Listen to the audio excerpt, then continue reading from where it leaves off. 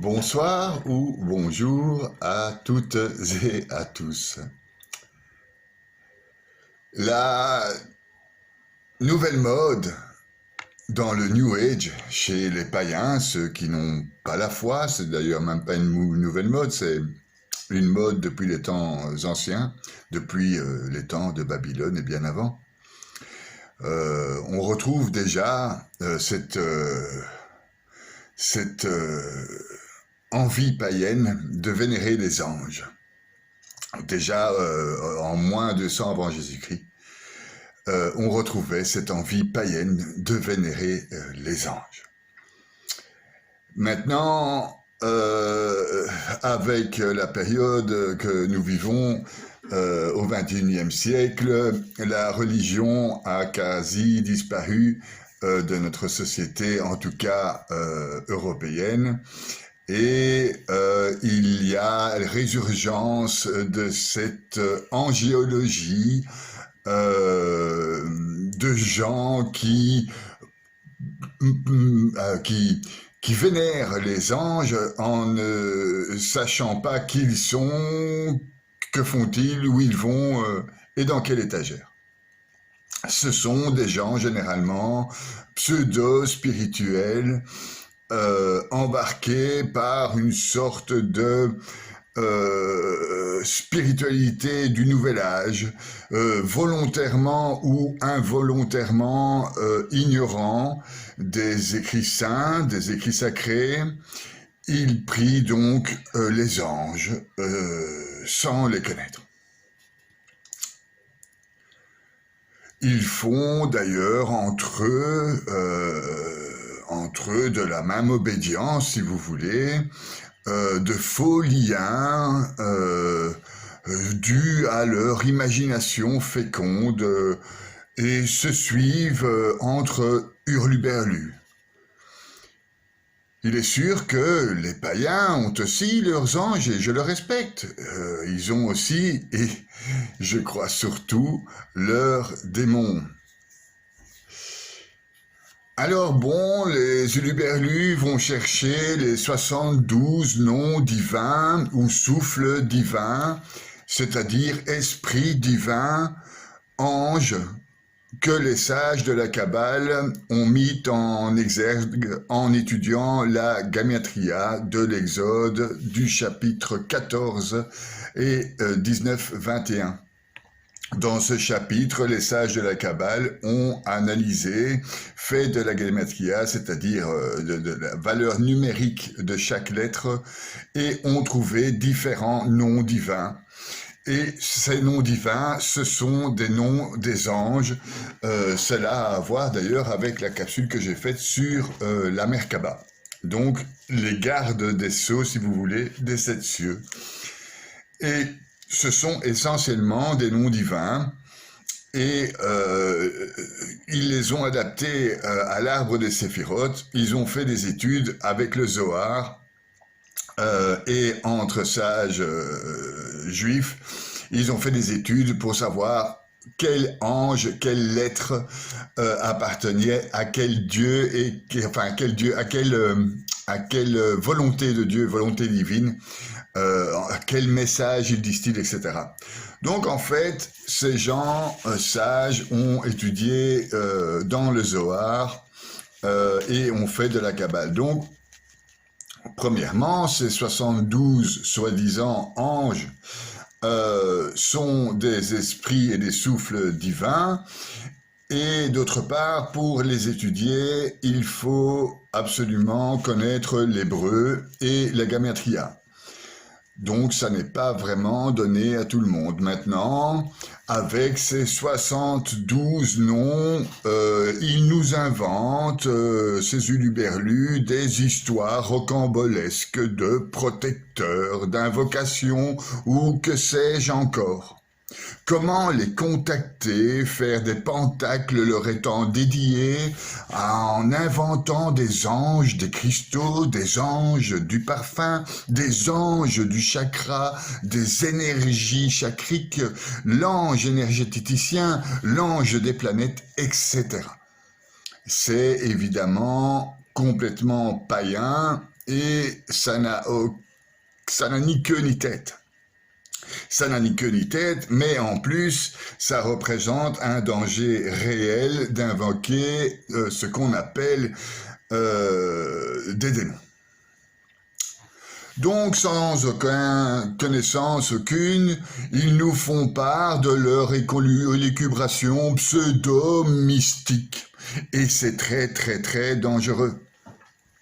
Parce que, en invoquant des noms qu'on ne connaît pas, le démon se précipite à la place de l'être souhaité, évidemment, du fait que vous n'avez pas demandé des êtres divins, mais vous avez demandé des êtres naissants de votre ego et de votre imagination fertile.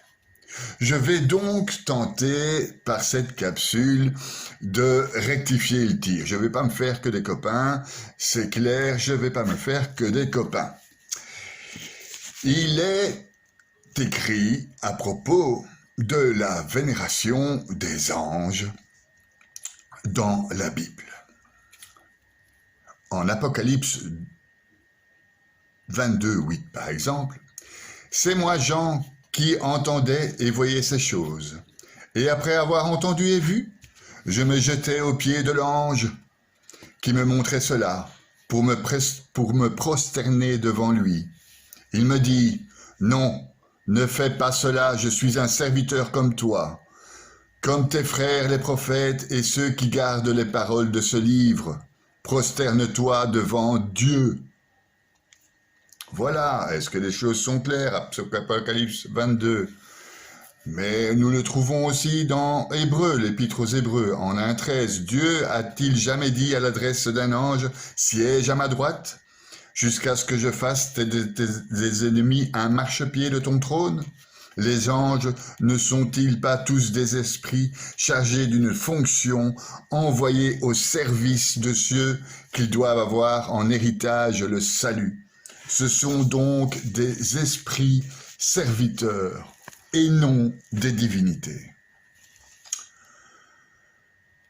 D'ailleurs, Jésus nous prie, « Je te suis reconnaissant, Père Seigneur du ciel et de la terre. » Non seulement Jésus a introduit ses prières en s'adressant au Père, mais en plus, elle demande généralement une aide qui ne peut être accordée que par un être omniscient, omnipotent, omniprésent, c'est-à-dire Dieu.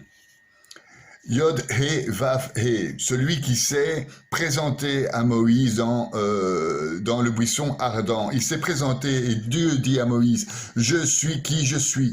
Tu parleras ainsi à tes fils Israël, celui qui m'a envoyé vers vous, c'est je suis. » Ové, donc l'omniprésence. Prier les anges serait complètement inefficace parce que ce sont des êtres créés, ce sont des créatures et ils ne possèdent pas les pouvoirs de Dieu.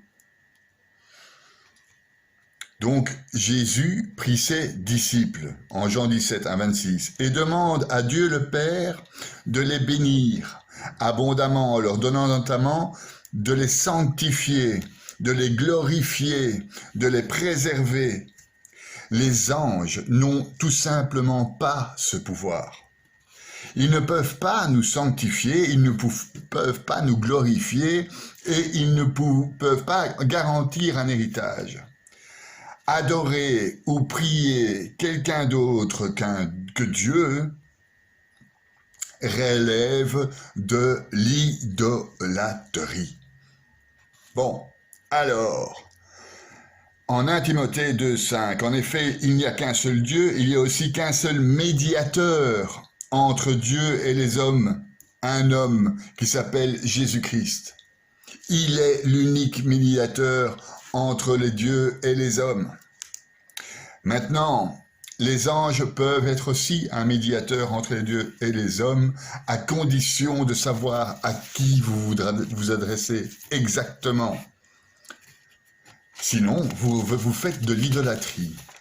Les anges sont des créatures célestes du 4e monde. Nous faisons partie des créatures terrestres du 5e monde.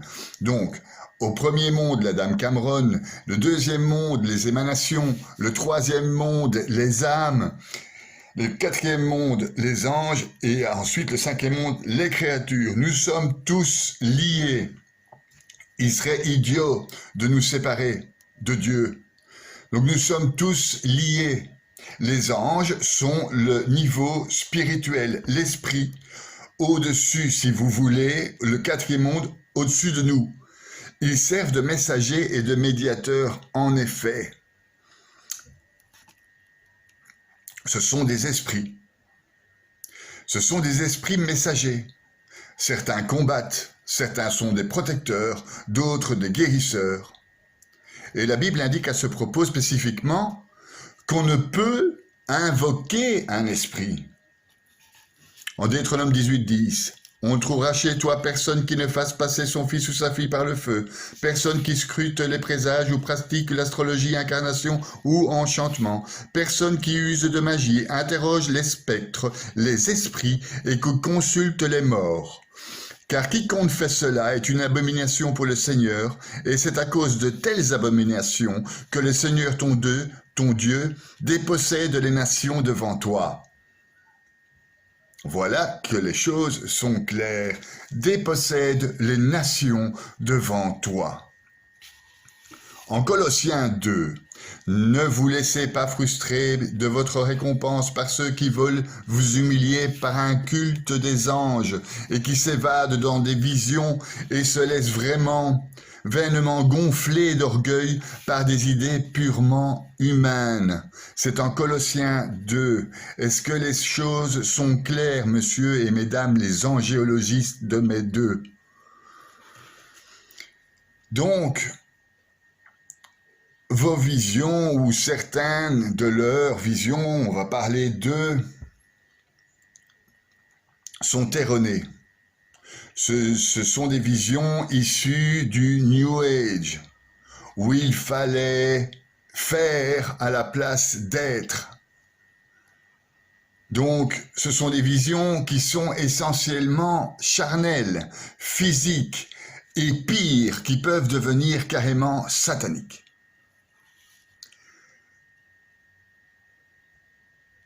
Il y a deux sources, la lumière et les ténèbres. Si nous voulons marcher dans la lumière, nous devons suivre la Bible, qui est la parole de Dieu. Matthieu 6, nul ne peut servir deux maîtres.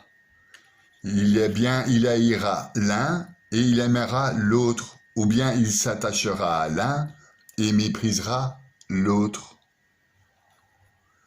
Messieurs, mesdames, les pseudo-spirituels angéliques, sachez que vous avez choisi votre camp.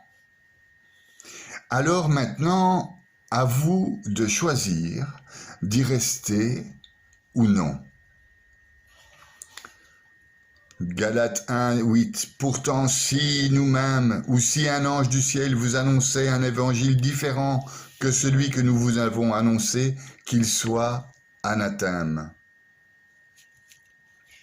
Ça ne peut pas être plus clair à propos des anges. Et je ne peux pas être plus clair à propos des angéologistes.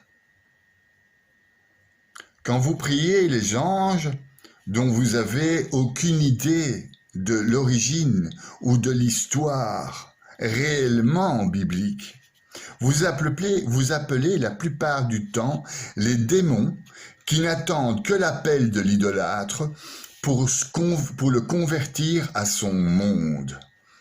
Ces démons sont des anges déchus, qui se feront un plaisir de répondre à votre appel angélique. Par la suite, ils vous le pousseront dans le gouffre, ils vous pousseront à la faute, ils vous pousseront à la chute, à la désunion avec l'unité divine. Votre vie sera en éternelle séparation d'avec l'unité. Ils feront élever votre ego, votre orgueil, et vous serez persuadé d'avoir trouvé votre spiritualité.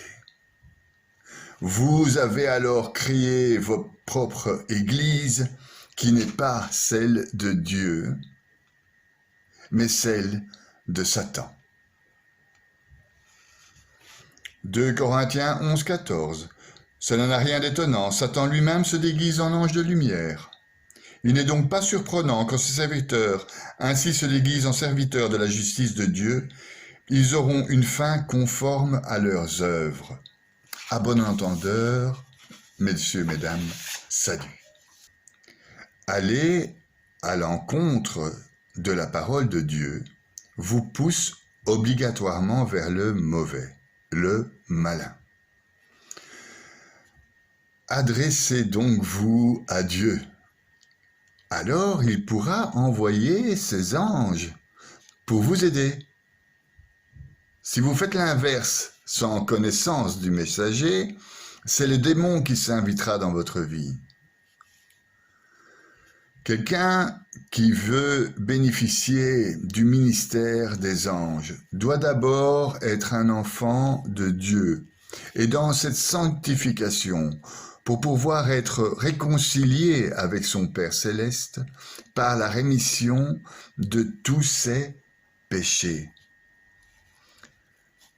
Psaume 102, messager du Seigneur, bénissez-le, invincible porteur de ses ordres, attentif au son de sa parole. Il nous faut donc avoir la parole de Dieu dans notre bouche. Alors les invincibles porteurs des ordres seront avec nous. Nous allons donc pas invoquer les anges, mais bien Dieu, pour qu'il nous les envoie. C'est tout à fait différent comme démarche. Le sens inverse amènera vers vous le malin. Certains disent qu'il y a autant d'anges que de respirations. Un ange à chaque expiration est dévolu, d'après la Kabbale. Imaginez que 1/3 des anges déchus, car c'est indiqué dans la Bible qu'il y a 1/3 de ces anges qui sont déchus, révoltés si vous voulez, imaginez que toutes les respirations des animaux, des âmes, toutes les respirations humaines, tout ce qui se respire sur terre, créent un ange, et que vous ramassiez 1/3 de ces anges dans la figure parce que vous ameutez le malin en vénérant des idoles. Et donc vous invitez le malin dans votre demeure. Un autre signe apparut dans le ciel, un grand dragon rouge feu, à 7 têtes et 10 cornes, et sur chaque tête un diadème. Sa queue entraînait le tiers des étoiles du ciel et les précipita sur terre. Le dragon vint se poster devant la femme qu'elle a enfantée afin de dévorer l'enfant de sa naissance. Apocalypse 12, 3. Il balaya de sa queue 1/3 des étoiles. 1/3 des anges sont dévolus au malin. C'est-à-dire, dans cette unité de la lumière qui forme la lumière d'une part, les ténèbres de l'autre part, il y a 1/3 de chance que vous puissiez faire de ce bien un mal. Donc, il y a 1/3 de chance que quand vous vénérez un ange que vous ne connaissez pas, que vous ameutiez les démons. Je me répète, mais c'est la vérité. Ils sont dans ce monde invisible. Des milliards et des milliards plus nombreux que nous. Si on les vénère sans connaître, nous sommes faits comme des rats.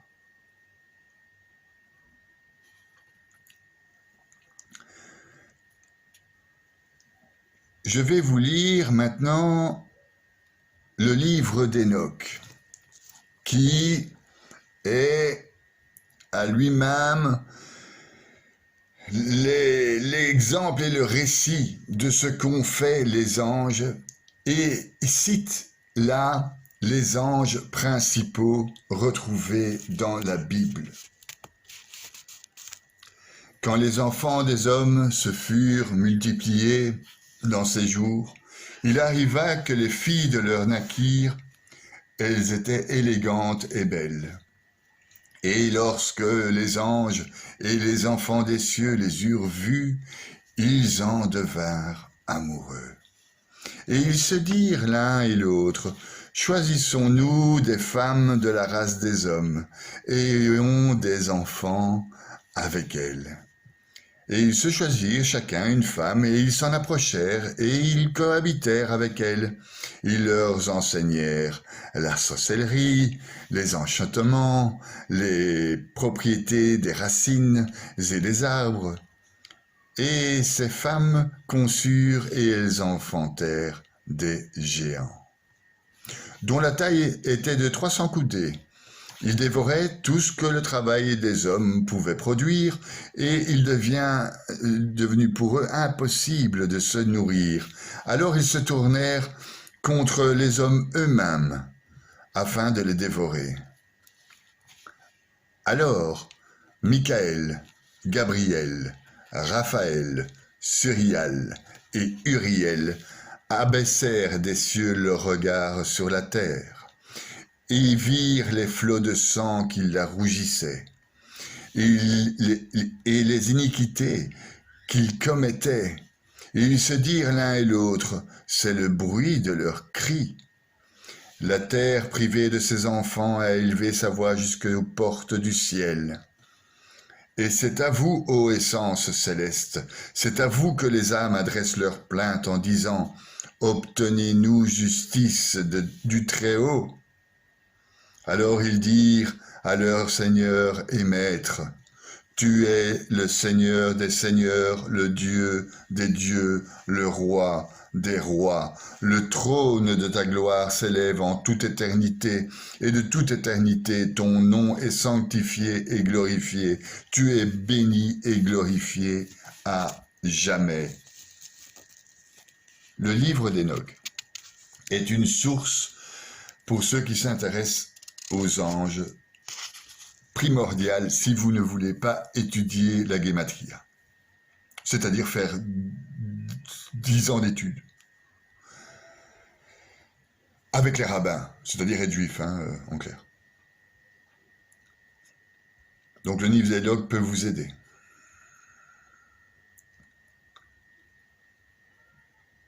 Isaïe 14, la lecture d'Isaïe 14 et d'Ézéchiel 28 peut vous aider aussi à comprendre la chute des anges et les apparitions des démons.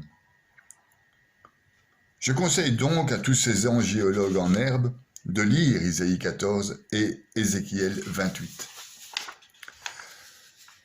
Certes, nous n'allons pas nier que les anges existent. Évidemment qu'ils existent. Certes, on a un ange gardien qui nous protège, et peut-être même plusieurs. Certes, ils sont présents. En hébreu, Malak, c'est l'ambassadeur, le représentant, le reflet du roi, le reflet de Dieu. C'est indiqué Malak, c'est l'ange si vous voulez, se retrouve à partir de moins 1400 avant Jésus-Christ. Donc il faut lire aussi 1 Roi 22. C'est là où on retrouve les fameux Ben Elohim, tous les noms de Dieu. Et donc, je vous conseille, si vous voulez faire de l'angéologie, de connaître parfaitement l'hébreu. Sinon, vous allez au désastre. Au désastre. Il y a aussi les gardiens de Dieu, les chérubins qui gardent les palais. Il expulsa l'homme et il posta à l'orient des jardins d'Éden les chérubins armés d'un glaive fulgurant pour garder l'accès de l'arbre de vie. C'est les chérubins qui protègent aussi l'arche d'alliance. Il y a donc aussi une mystique du trône avec les chérubins. Vous pouvez lire Isaïe 6, Ézéchiel 1 et 10 concernant les chérubins, donc les gardiens. Après l'attaque du temple, du deuxième temple par Nabuchodonosor, ces anges deviennent une glorification de la divinité. Je vous l'ai expliqué dans la capsule concernant la Merkaba. Si vous vous intéressez à cette période, lisez, allez voir ma capsule sur la Merkaba et aussi sur le troisième temple. Et aussi sur que ton règne vienne dans la prière de Jésus. Donc, ces anges, ce sont des volontés divines, comme si Dieu avait lancé une volonté de faire quelque chose. Donc, Dieu a une action multiforme, il fait tout. Et cette action multiforme, c'est la représentation des anges. C'est en quelque sorte le mouvement de la volonté de Dieu, les anges. Bon, pour nos amis des 72 anges, et j'en ai même vu sur Internet qui en ont 1000 des noms d'anges, donc ça devient la folie, c'est pour ça que je fais cette capsule. Donc pour déjà, pour ceux qui prononcent les 72 noms des anges, sans connaître la Gematria, ni l'hébreu, ni l'Exode 14, 19, 21, vous commettez l'anathème et vous faites de l'idolâtrie, c'est tout bête. Donc, pour l'étude de la Gematria, je vous conseille donc de lire l'Exode. Je vais vous le lire cette fois-ci. L'ange de Dieu qui marchait avant Israël se déplaça et marcha à l'arrière. La colonne de nuée se déplaça depuis l'avant-garde et vint se tenir à l'arrière, entre le champ des Égyptiens et le champ d'Israël. Cette nuée était à la fois ténèbres et lumière dans la nuit, si bien que toute la nuit ils purent se rencontrer. Moïse étendit les bras sur la mer, le Seigneur chassa la mer de toute la nuit, et pas un fort vent d'est, et mit la mer à sec, et les eaux se fendirent. Il y a donc là les anges, oui, et Dieu, la nuée, ensemble pour signifier le passage des Israélites à travers la mer Rouge et le Moïse qui l'écarte. Donc en effet, les anges sont là, et les anges sont les représentants de Dieu. Cette phrase et cet extrait de l'Exode permet aux kabbalistes de faire de la Gematria et d'extraire 60 noms divins, des noms de Dieu. Elohim, Erelim, Ishim, Malakim, etc., etc. Ils sont appelés plus tard des anges. Et ces anges sont basés sur la racine hébreuse de Dieu, Yah ou El. Par exemple, El, Aziel, Ezaliel, Uriel. C'est une racine du nom de Dieu, El. Yah, Aladia, Lovia, Ayaya, tout ça, ce sont des racines de noms de Dieu. En fait, ça permet aux sages de la Kabbale d'extraire 72 noms divins. Quant à l'étude du char de la Merkaba dans Ézéchiel, dont je vous ai parlé dans la capsule concernant la Merkaba, la Merkaba est la direction divine, l'unicité de la gloire de Dieu, pour résumer. Dans cette Merkaba, on peut distinguer 7 palais qui représentent les 7 cieux. Les anges sont les gardiens de ces palais. Alors la Maaseh Merkava, l'œuvre du char, qui constitue en quelque sorte les clés, les instructions pour pouvoir monter au ciel et qui précise les sceaux qu'on doit montrer à chaque porte, à chaque gardien des palais, ces sceaux sont des noms d'anges. Et chaque nom a ses propres qualités magiques. C'est pas n'importe quoi. Il faut arrêter, les gars, de faire n'importe quoi avec les choses sacrées. C'est très dangereux, absolument très dangereux. Vous attirez vers vous les démons. Ces études permettent donc aujourd'hui à ces fous du New Age ou des pseudo-malades spirituels d'invoquer des forces démoniaques liées à leur allégorie. Il n'y a pas de notion de dualisme dans le monothéisme. Dieu est un. Il est un avec ses créatures. Il est un avec son émanation, avec son Adam, avec les âmes, avec les anges, avec les créatures. Il est un. Et dans ce un, notre libre arbitre crée le bien et le mal. Nous aidons, si vous voulez, les anges du mal dans le cas, à s'épanouir. La lumière qui fut au début, que la lumière fut en Genèse 1, contient en elle la lumière et les ténèbres. C'est indiqué dans la Bible, chapitre 1. Et on a tendance, enfin, ils ont, ces huluberlus, ont tendance à omettre ce détail de taille. Dans la lumière, il y a les ténèbres. Dans les anges, il y a les démons. Suis-je clair? Oui. Apocalypse 12, il fut rejeté le grand dragon, le serpent des origines, celui qu'on nomme diable et Satan, le séducteur du monde entier.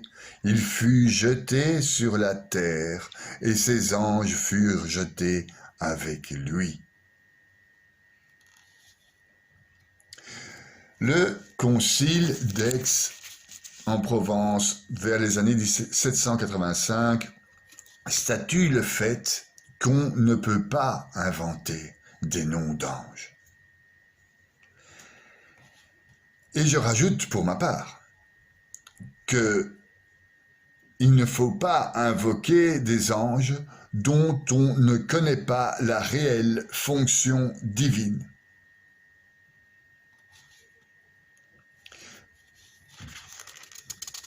Parce que sinon, on est fait comme des rats.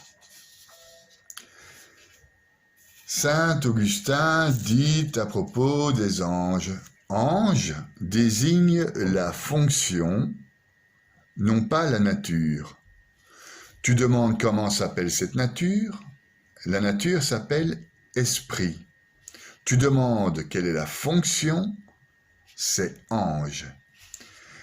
D'après ce qu'il est, c'est un esprit.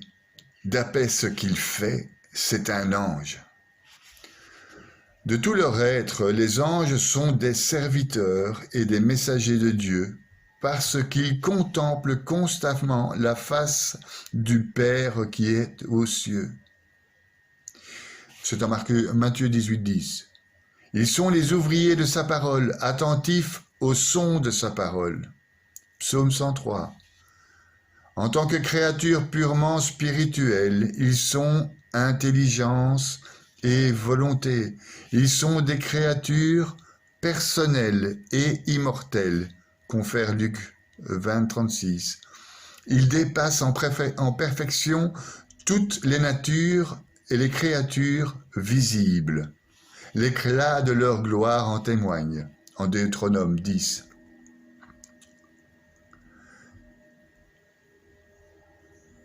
Christ avec tous ses anges. Le Christ, Jésus, est le centre du monde angélique. Ce sont ses anges à lui. Quand le Fils de l'homme viendra dans sa gloire avec tous ses anges. Matthieu 25. Ils sont à lui parce qu'ils sont créés par et pour lui. Car c'est en lui qu'ont été créées toutes choses dans les cieux et sur la terre, les visibles et les invisibles. Trône, seigneurie, principauté, puissance, tout a été créé par lui et pour lui. Colossiens 1,16. Ils sont à lui plus encore parce que il les a fait des messagers de son dessein de salut. Est-ce que tous ne sont pas des esprits chargés d'un ministère envoyé en service pour ceux qui doivent hériter du salut? Hébreux 1,14.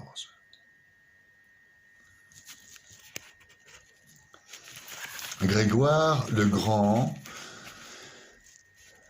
dit concernant les anges, c'est lorsqu'ils viennent vers nous pour exercer un ministère qu'ils reçoivent chez nous des noms tirés de leurs fonctions. C'est ainsi que Michel, qui est comme Dieu, Gabriel, force de Dieu, Raphaël, Dieu qui guérit. Chaque fois qu'il est besoin d'un déploiement de force extraordinaire, c'est Michel qui est envoyé. Son action et son nom font comprendre que nul ne peut faire ce qui appartient à Dieu seul à faire. L'antique ennemi qui a désiré par l'orgueil être semblable à Dieu disait « J'escaladerai les cieux par-dessus les étoiles du ciel, j'érigerai mon trône, je ressemblerai au Très-Haut. » Or, l'Apocalypse nous dit qu'à la fin du monde, lorsqu'il sera laissé à sa propre force, avant d'être éliminé par le supplice final, il devra combattre l'archange Michel. Il y eut un combat contre l'archange Michel. À la Vierge Marie, c'est Gabriel qui vient envoyer et dont le nom signifie « force de Dieu ». Il venait annoncer ce qui voulut se manifester dans une humble condition pour triompher des puissances démoniaques. C'est donc par la force de Dieu qu'il devait être annoncé, celui qui venait comme le Dieu des armées, le vaillant des combats. Raphaël, comme nous dit, se traduit Dieu guérit. En effet, il délivra des ténèbres notre Tobie, livre de Tobie que je vous invite à lire pour connaître l'ange Raphaël. Lorsqu'il les toucha comme pour remplir l'office des soignants, ce qui fut envoyé pour soigner est bien digne d'être appelé un Dieu qui guérit, l'ange Raphaël. Voyez, moi-même, je me suis trompé, j'ai fait un lapsus en disant Dieu. Raphaël, l'ange est une volonté de Dieu. Vous priez Dieu d'envoyer son ange. Et vous ne priez pas l'ange pour envoyer Dieu. Enfin, c'est crétin. Sinon, je vous l'ai déjà dit, vous êtes faits comme des rats. Et vous êtes nombreux. Très nombreux. La présence d'anges se retrouve souvent dans les opérations spirituelles de la vie monastique. Quand nous sommes en contemplation et en prière, les anges nous sont envoyés pour nous guider. Il serait ridicule pour nous spirituels, dans l'oraison ou dans la contemplation, de faire une séparation entre tous les mondes. Ça n'aurait pas de sens de faire séparation entre ces mondes. Ce serait séparer l'âme du corps. Ce serait séparer les anges des cieux et les hommes des anges. Nous sommes tous issus de Dieu. Nous sommes tous des créatures créées de Dieu. C'est ridicule de vouloir nous séparer.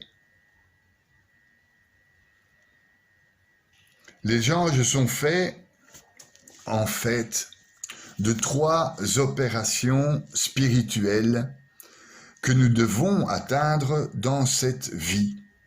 Et c'est pour ça qu'ils sont là pour nous aider.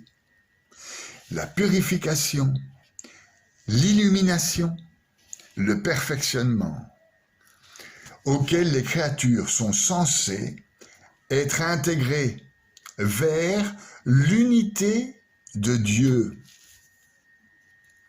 En Matthieu 22, 29, Jésus leur répondit, « Vous vous égarez en méconnaissant les Écritures et la puissance de Dieu. À la résurrection, en effet, on ne prend ni femme ni mari, mais on est comme les anges dans le ciel. »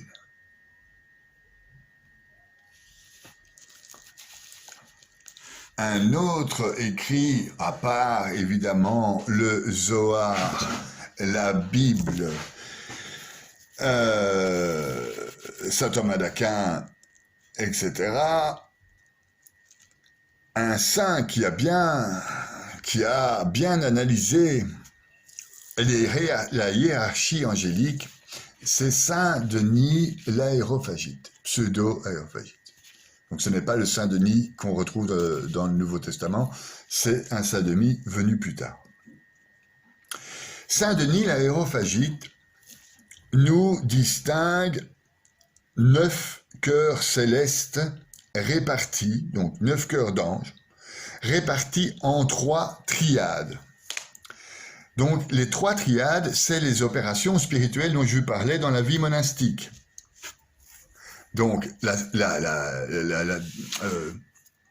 l'illumination, la purification et le perfectionnement.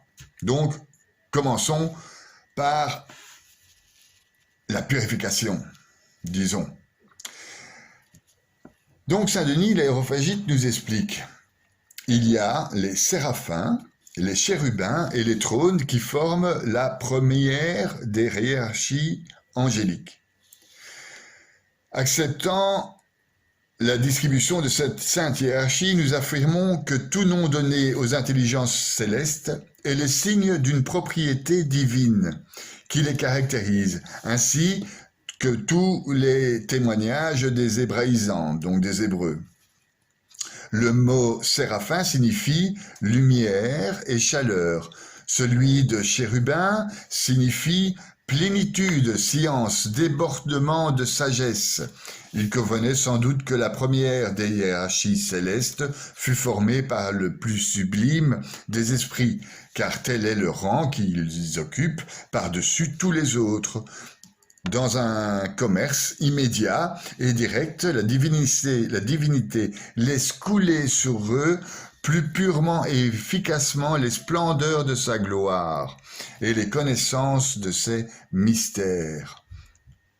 On les appelle donc flammes brûlantes, trônes, fleuves de sagesse. C'est eux qui sont plus près de la divinité. C'est eux qui sont tout en haut dans la hiérarchie. Ensuite, il y a une seconde triade. Dans la triade, il y a une seconde partie de la triade. Cette seconde hiérarchie qui se compose des dominations, des vertus et des puissances. Donc chaque fois que vous voyez dans la Bible domination, vertu, puissance, vous vous dites que ça pourrait être un ange.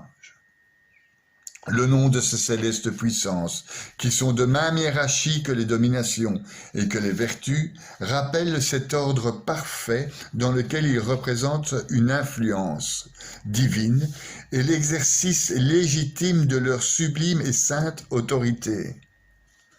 Car elles ne se livrent pas à l'excès d'un tyrannique pouvoir, mais s'enlaçant vers les choses du haut, avec une impétuosité bien ordonnée et entraînant avec amour vers le même but les intelligences moins élevées.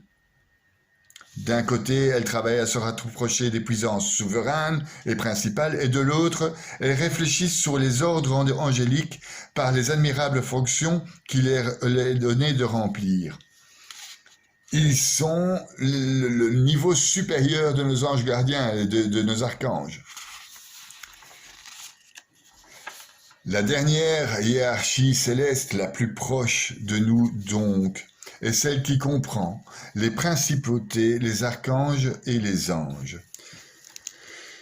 Ceux-ci guident avec autorité les autres vers celui qui règne par-dessus tout, de se réformer au degré. C'est possible sur le modèle de la principauté originale, de manifester enfin son autorité souveraine par la belle disposition de leur propre force. L'ordre des archanges appartiennent à la même division de la hiérarchie céleste que celle des principautés. Ils forment aussi une seule et même division avec les anges. Comme toute hiérarchie comprend une première, une seconde, une troisième puissance, l'ordre sacré des archanges est un milieu hiérarchique où les extrêmes se trouvent harmonieusement réunis. En effet, il y a quelque chose de commun avec les principautés et avec les anges tous ensemble. Comme les unes se tiennent éperdument tournées vers le principe suressentiel de toute chose, et s'appliquent à lui devenir semblable, et même les anges à l'unité par un tout invisible qui ressort d'une autorité sage et régulière. Comme les autres, il remplit une fonction d'ambassadeur, et recevant de nature supérieure la lumière qui lui revient, il la transmet avec une divine charité alors aux autres anges, ensuite par eux à l'humanité, selon les dispositions propre de chaque initié. Il en existe réellement 3 cités dans la Bible, et pas beaucoup plus, finalement. Gabriel, Raphaël et Michel. Hormis ceux-là de la Kabbale, évidemment, et de la Gamatria, qui ont analysé l'Exode, où il y en a 72 en plus. Laissez les anges de la Kabbale aux kabbalistes. Vous n'êtes pas habilité à les étudier. Vous n'avez pas les compétences. Ceci relève de la magie, et la magie nous est clairement interdite dans la Bible. Et quant aux kabbalistes, Maïmonide nous dit « Il faut donc commencer par l'enseignement de ce sujet en fonction de la capacité de l'étudiant et de 2 conditions. D'abord, qu'il soit sage et qu'il ait terminé avec le succès les études préliminaires d'une part, et d'autre part, qu'il a la perception intelligente, talentueuse, brillante et rapide, comme nos sages les ont appelés. » Donc,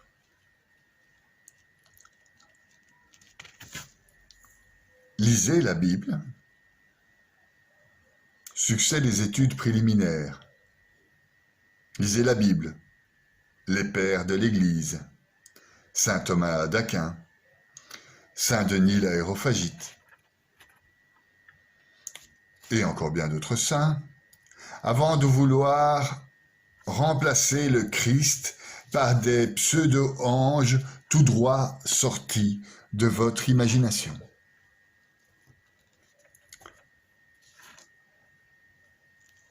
Le saint, quant à lui, est un être corporel, on est d'accord, ayant une communion de vie adéquate avec ce que Dieu a voulu. L'ange est une créature céleste, lui, ayant mission de Dieu en communion adéquate aussi avec lui. C'est pour cela que nous pouvons vénérer de la même manière les saints que les anges. Inventer des anges serait en quelque sorte comme inventer des saints. Ce serait l'œuvre du démon. Vénérer un saint que nous ne connaissons pas est tout aussi idiot qu'invoquer un ange qu'on ne connaît pas et inventer ou carrément inventer de toutes parts. Donc, venons-en aux anges qu'on peut retrouver le plus simplement qu'en faisant de la Kabbale. On ne va pas parler des 72 noms de Dieu. C'est juste impossible pour nous, nous n'en avons pas les connaissances. Donc, nous allons nous restreindre donc aux anges principales, les 3 anges que nous connaissons dans la Bible. Gabriel. Gabriel, je le répète, la force de Dieu. On le retrouve en Daniel 8,17. Gabriel s'approcha de l'endroit où je me tenais. Terrifié, je me jetai le visage contre terre, mais il me dit, « Toi, tu n'es qu'un homme, sache pourtant que cette vision concerne la fin des temps. » On le retrouve encore en Daniel 9, 21. Or, tandis que je priais, ainsi l'ange Gabriel que j'avais vu dans ma vision précédente s'approcha de moi d'un vol rapide à l'heure où l'on offre le sacrifice de l'après-midi, etc., etc. Dans le Nouveau Testament, l'ange Gabriel annonce à Zacharie que sa femme Élisabeth aura un fils appelé Jean, Jean le Baptiste. Puis il annonce la naissance de Jésus à la Vierge Marie dans Luc 11. C'est l'ange de l'annonciation Gabriel, la force de Dieu.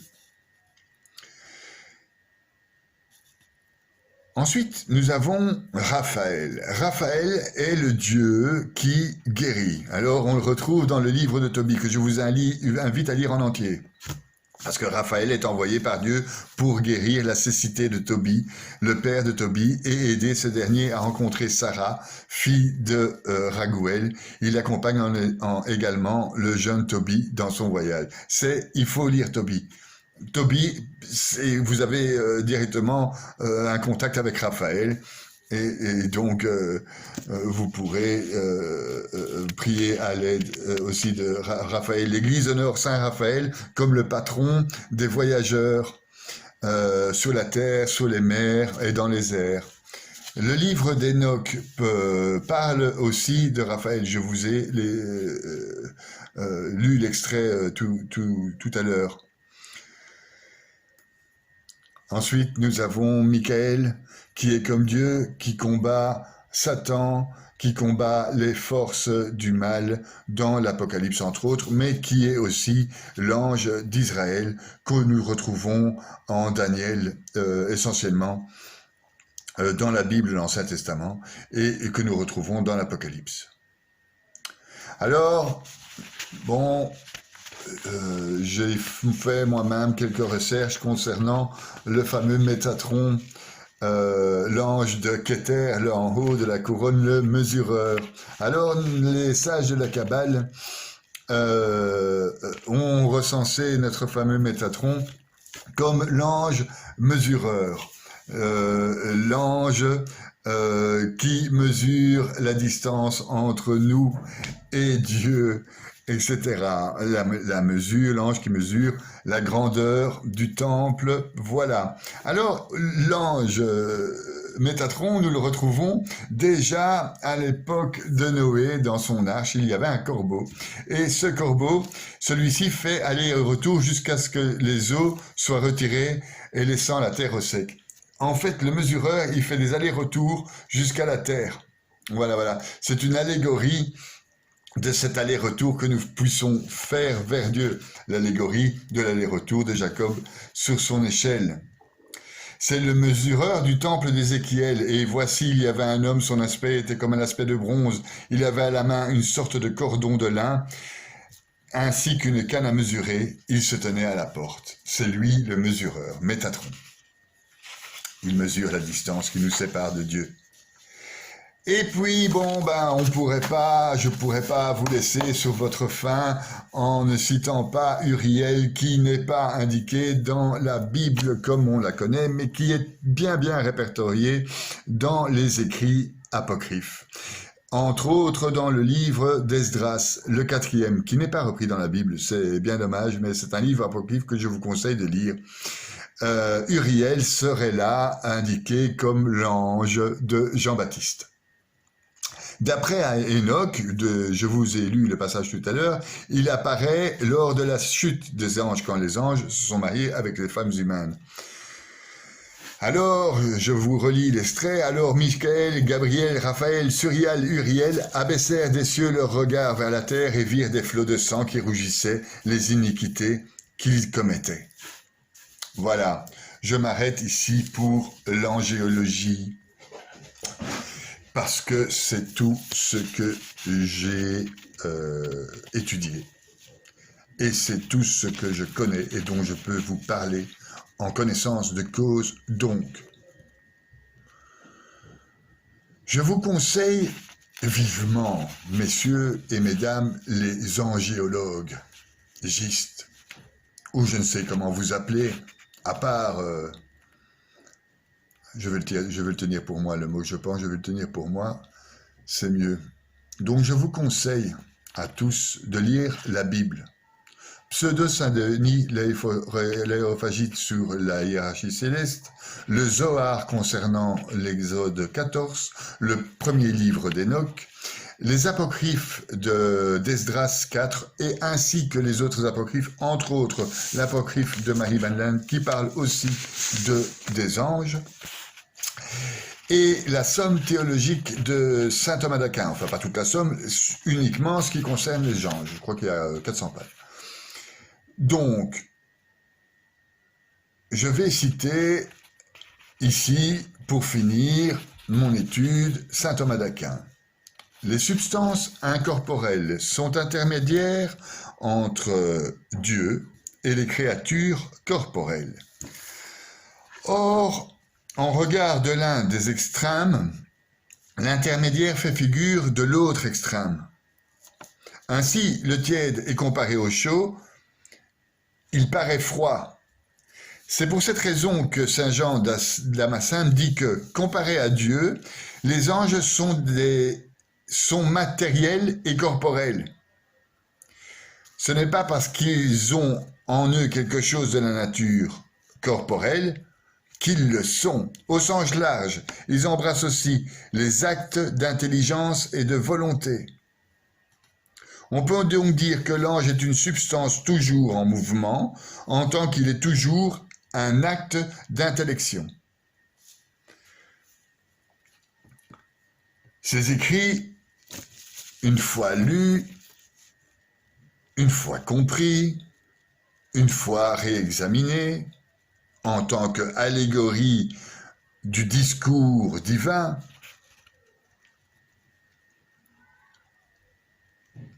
pourront alors nous éclairer sur le rôle de chaque ange. Une vie monastique devrait suffire. Je vais terminer donc cette capsule par la lecture de saint Paul aux Éphésiens 2. « Et vous qui étiez morts par la suite de vos fautes et de vos péchés, qui marquaient autrefois votre conduite, soumise à des forces mauvaises de ce monde, au prince du mal, qui s'interpose entre le ciel et nous, et dont le souffle est maintenant à l'œuvre en ceux qui désobéissent à Dieu. »